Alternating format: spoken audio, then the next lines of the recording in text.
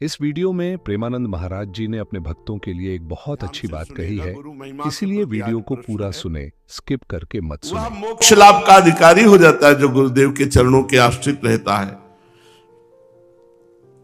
सायं प्रातः गुरुदेव की दंडवत करो और गुरुदेव को प्रणाम करके मन ही मन गुरुदेव का वर्ण करो। रोज गुरुदेव हमारे साधन भी आप हैं और साध्य भी आप हैं। और तुम्हें एक महिमा की बात बताते हैं, कुछ ना कर पाओ, मान लो हर समय गुरुदेव के सानिध्य में रहने का तुम्हारा सौभाग्य नहीं है, तो वत्स मैं तुम्हें एक बहुत बड़ी बात बताता हूं।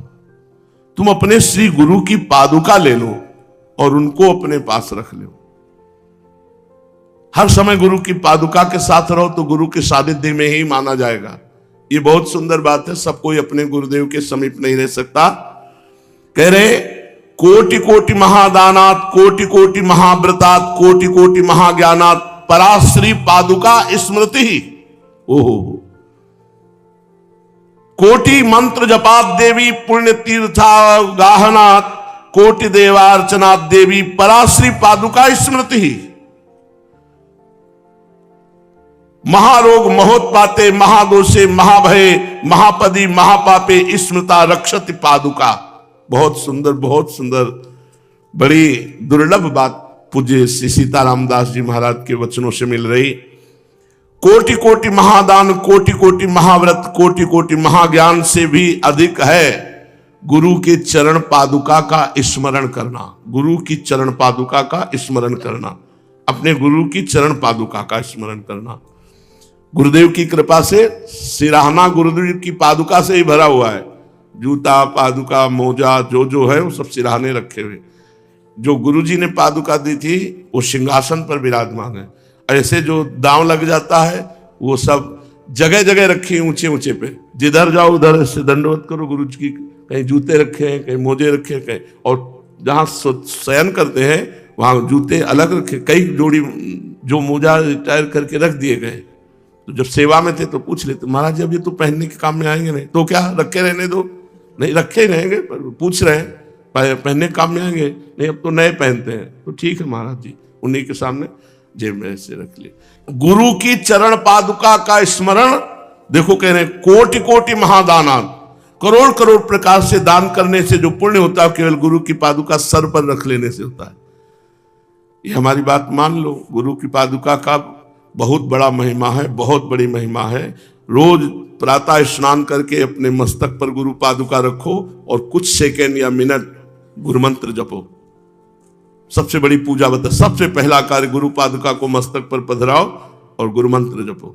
फिर गुरु पादुका जिस आसन पर विराजमान है, थोड़ा जल, गंगा जल या यमुना जल लेकर चरण पादुका का प्रक्षालन करो और वो चरणामृत पान करो हाथ धो करके। फिर चंदन, तिलक, जो भी आपकी सामग्री पूजन की है उससे गुरु पादुका का पूजन करें। गुरु पादुका का जो स्मरण कर, करोड़ करोड़ महाव्रतों का फल, करोड़ करोड़ जो ज्ञानियों को परम लाभ प्राप्त, वो सब गुरु पादुका से। कोटि मंत्र जपात देवी पुण्य तीर्थावगाहनात्, कोटि देवार्चनात् देवी पराश्री पादुका स्मृति। गुरुदेव की चरण पादुका का पूजन, उनका ध्यान, उनका स्मरण, बोले करोड़ों मंत्र जप का फल, सब तीर्थों के अवगाहन का फल, सब देवताओं के अर्चन का फल गुरु पादुका पूजन से प्राप्त हो जाता है। और अगर गुरु पादुका छाती से बंधी हो तो देखो कह रहे महारोगे महोत्पाते महादोषे महाभये महापदी महापापे स्मृता रक्षति पादुका। अगर गुरु पादुका को ऐसे छाती पे बांधे हुए तो कोई महारोग उसे गिरा नहीं सकता, कोई महा उत्पात उसे छू नहीं सकता, कोई महादोष उसे स्पर्श नहीं कर सकता। बड़ी कृपा गुरु पादुका की होती है। महारोगो अगर छाती से पादुका लगी तो कोई, यार क्या जाता है। गुरु की पादुका अगर छाती पे बंधी, गुरु की पादुका है हमारे पास। इस शरीर के जो पिताश्री थे, धन्य है हमको कहते हैं। हल जोतते समय भी पादुका कांधे पे झोली में गुरु जी की पादुका। ऐसे सौभाग्य हमारे रहे कि ऐसे पिताश्री मिले। नंगे पैर हल जोतना, गरीब ब्राह्मण नंगे पैर हल जोतना, एक मार्किन का चला, कभी सिली बनियान नहीं पहनी, लंगोटी जैसे साधु। प्याज लहसुन तो मोहल्ले में नहीं आता था, घर की तो बात जाने दो। गुरु जी की पादुका, गीता जी और रामायण जी, ये वो हर समय ऐसे झोली एक रखते थे, झोली और ऐसे बांध लिया और हल जोत रहे। फिर जब स्नान करना हुआ तो डाल पे टांग दिया, स्नान किया सरोवर पे, और पहले गुरु जी का चरणामृत लेते थे, फिर भोजन पा के फिर जो कार्य करना हो। इतना गुरु चरण पादुका से, उन्हीं से गुरु चरण पादुका के प्रति प्रीति कैसे की जाती है ये सीखा। शास्त्रों के प्रति कितनी समर्पण वृत्ति होनी चाहिए उनसे सीखा कि किसान होते हुए भी गीता रामायण कांधे पे ही रहती थी। और जब स्नान करते तो कुछ गीता के श्लोक कुछ रामायण के करके और फिर मंजीरा टेंट में रखते थे। मंजीरा त्रिपुंड लगा हुआ, हल जोतते त्रिपुंड। एक बार हल जोतते रहते तो कुछ लोग निकले, बोले अच्छा फंसा है बाबा जी। वे समझ रहे थे कि बाबा जी को हल जोतवाया जा रहा है। तो बाबा जी के बाबा जी पैदा होते तो बाबा जी हुए नाना बाबा जी, मामा बाबा जी, बाबा बाबा जी, पिता बाबा जी। बाबा जी के बाबा जी पैदा होते हैं नहीं होते। तो वो ऐसे संत रूप में, तो गुरु चरण पादुका की जो महिमा वो बचपन से हमने अपने पिताश्री में देखी और उन्हीं की पूजा की हुई। वो सबसे पहले नहा करके फिर गुरु पादुका ऐसे माथे पे रखते, फिर वैसे धो करके और चरणामृत लेते, फिर गीता रामायण का पाठ करके 12 बजे दिन तक हल जोतते रहते।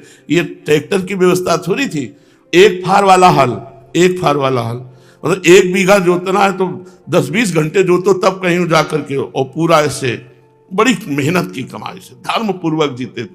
तभी हम लोगों के जो संस्कार बने ना वो इसी से बने। और जो तपस्या का स्वभाव बना वो ऐसे घर में पैदा हुए थे कि सुविधा ही नहीं थी। तो एक तपस्वी जीवन बाल्यावस्था से था।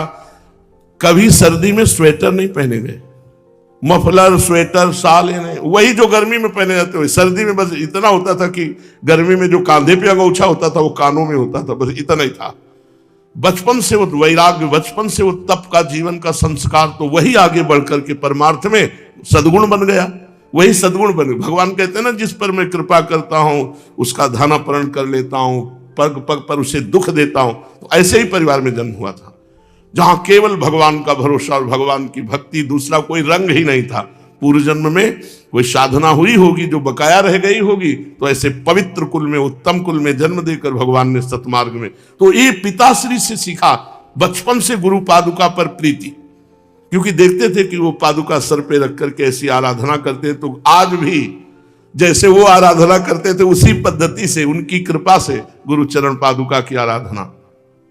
महारोगो महाउत्पाते महोदोषे महाभये महापदि महापापे स्मृता रक्षति पादुका।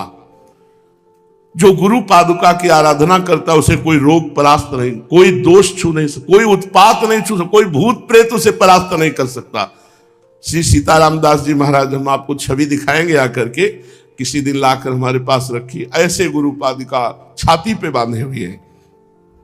दुराचारे दुरालोके दुष्संगे दुष्ट संग्रहे दुराहारे च दुर्बुद्धो स्मृता रक्षति पादुका।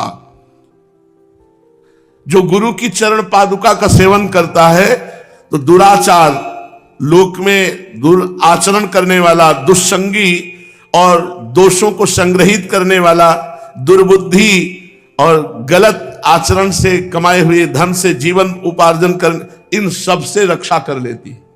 अगर गुरु पादुका का पूजन है और ये सब ऐसा है तो बचा लेगी गुरु पादुका। बहुत बड़ी बात है गुरु पादुका।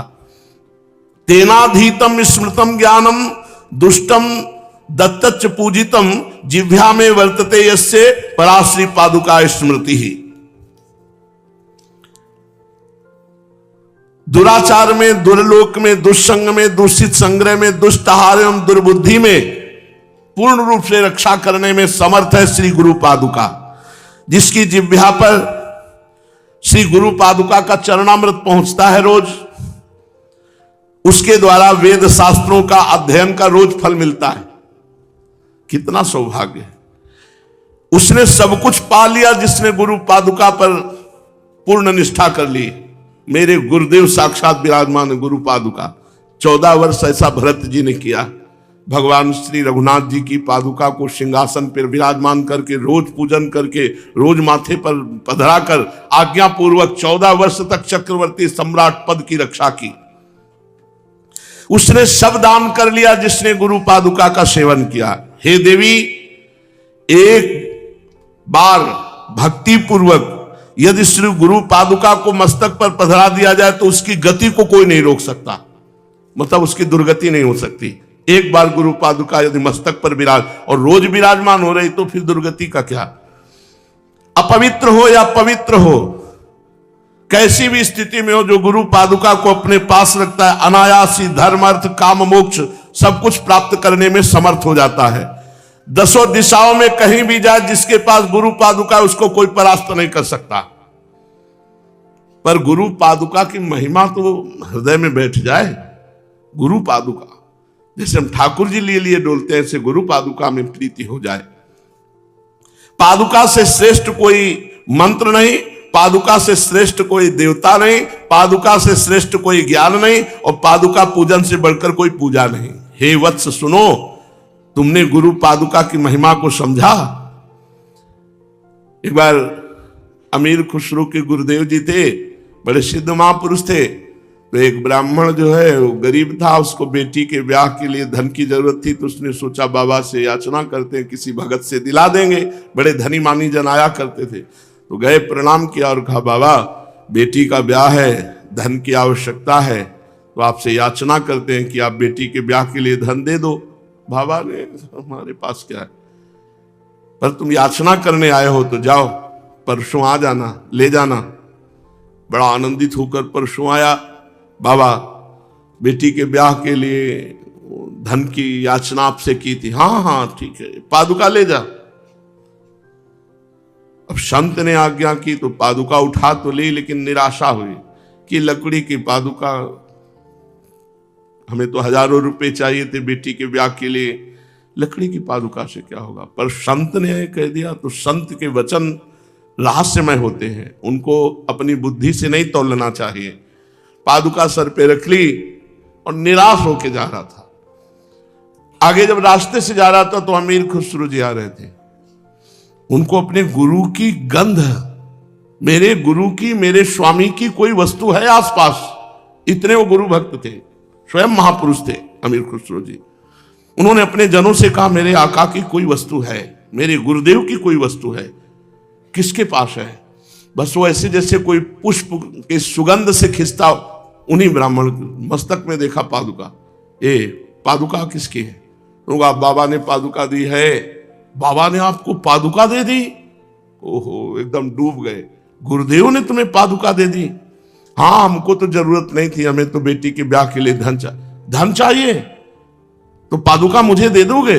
हाँ आप ले लो, मुझे धन दे दो। तो बोले 13 ऊंटों में ये रत्न हीरा जवाहरात, इसके व्यापारी थे वो, ये ले जाओ, मैं सेवकों से पादुका मुझे दे दो। सब जितना वैभव सब दे दिया और पादुका लेके गए। कहा गुरुदेव पादुका ले आया। बोले कितने में? उनका 13 ऊंटों के असरफी और रत्न आदि थे। तो बोले सस्ती ले आया, पर चलो रख दो, पादुका रख दो। ये गुरु महिमा की, गुरु की पादुका के लिए सर्वस्व दे दिया। तो बाबा पादुका में इतनी शक्ति है, दिखाई दे रहा है। पूज्य देखो बाबा, ये सीताराम दास जी जिनकी वाणी आप सुन रहे हो, ये देखो ऐसे अपने गुरु की पादुका बांधे रहते थे। हाँ बहुत सुंदर, भले दर्शन करा दिया। ये दर्शन हो रहे सबको? हाँ देखो, ऐसे अपने गुरुदेव की छाती में पाद, तभी शुद्ध ब्रह्म ज्ञान, भगवान नाम, भगवत भक्ति सब कुछ। ये बड़े महापुरुष थे। भाई जी वगैरह दौड़कर दर्शन करते थे।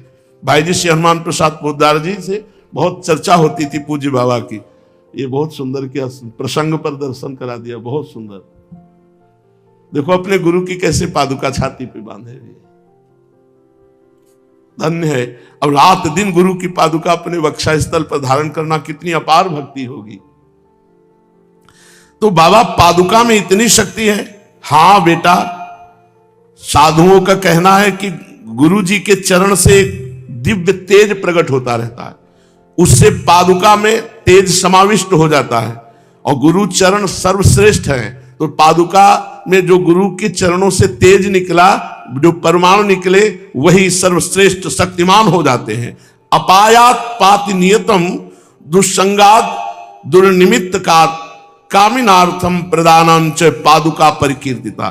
गुरु पादुका अगर साथ है तो कोई आपत्ति विपत्ति नहीं पड़ सकती, कोई दुष्संग तुम्हारे ऊपर प्रभाव नहीं डाल सकता। शिष्य की सर्वदा रक्षा गुरु पादुका करती है। शिष्य की समस्त कामनाओं की पूर्ति पादुका जी करती है। तो पादुका की पूजा किस प्रकार की जाए? गुरुदेव बाबा बोले सबसे पहले पादुका को मस्तक पर धारण करें।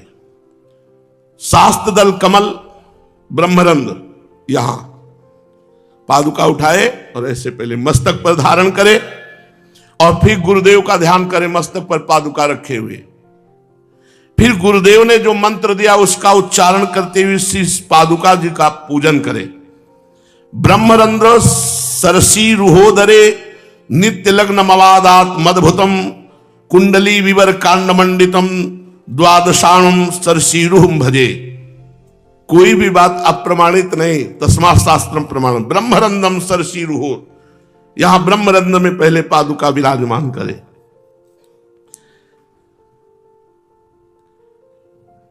बाबा आप इसे समझा करके कहें तो मेरी समझ में आ जाएगा। ब्रह्मरंध्र में सरसीरु स्थान, यहां सहस्त्र दल कमल है।